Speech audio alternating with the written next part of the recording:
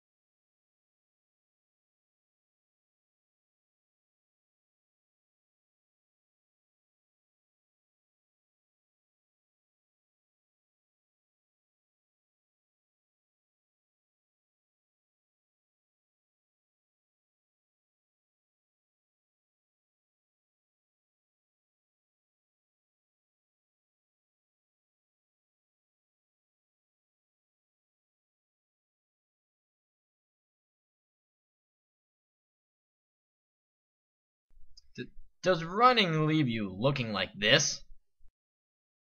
Being runners ourselves, we know that running sucks, but over the course of our running careers, we have learned some tricks of the trade to make running suck a little less.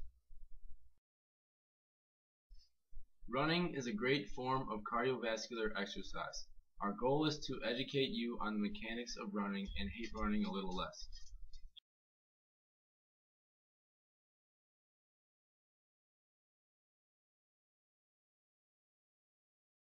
Some of you are probably thinking running is simple, and it's always gonna suck. Well, how about you consider this? When you run, there are almost 100 different muscles, joints, and tendons that all have to work and fire correctly to propel you forward. Within the muscles, there are thousands of muscle fibers that all have to fire perfectly in order to execute good running form. So believe us that there is more running than meets the eye. Think about this. When a human starts running, their hamstring and quads have to work together in perfect harmony to pull their knee up. From there, the hamstring and quad have to relax a precise amount to allow their hip to pivot so they can continue their cycle underneath them. On top of that, every time their foot hits the ground, their joints and bones are withstanding up to 5 times the individual's normal body weight. To put that in perspective, Jack Daniel's running formula states that proper running cadence is about 180 steps per minute.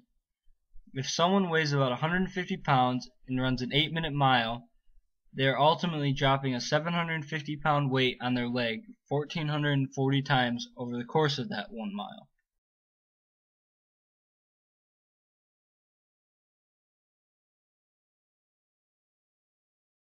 Contrary to what most people believe, stretching is not essential to running.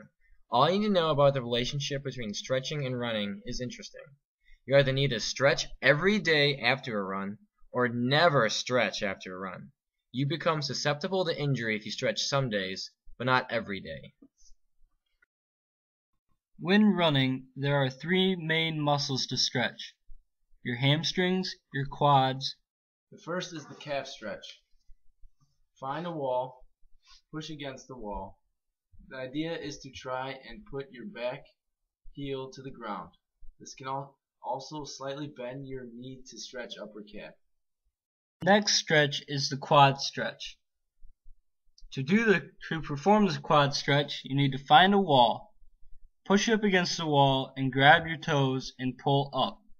Your leg that is up should be relaxed and should not be out of line with the leg that is firmly planted on the ground. The next stretch is the hurdler stretch. What you gotta do is you gotta go down on your butt, pull one leg in, you gotta reach out to grab the other one. While you're doing this, you gotta make sure that the leg you're reaching for, that those toes are pointed up.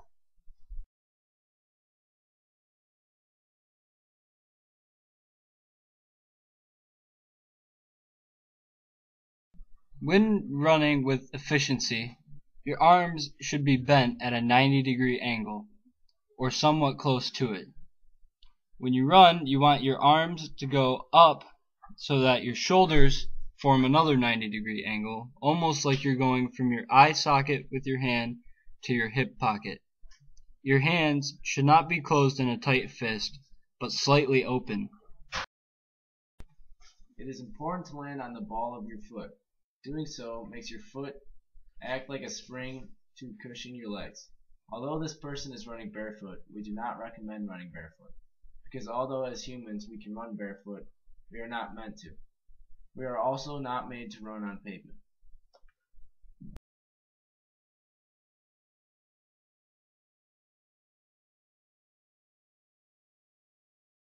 When running, it is important to have a good pair of shoes. Having a great pair of shoes reduces injury and keeps your legs feeling freaky fresh. Usually, a good pair of running shoes costs around $100 and lasts about 3 to 6 months, or about 300 to 600 miles. A simple way to test what kind of shoes to get is the wet foot test. What this entails is making your foot damp and stepping on a piece of paper. This will tell you what kind of arches you have, and as a result, what kind of shoes might be right for you. The first foot type is high arches. If you have high arches, you would want to get something neutral with less support. The Nike Pegasus are a great example of a neutral running shoe.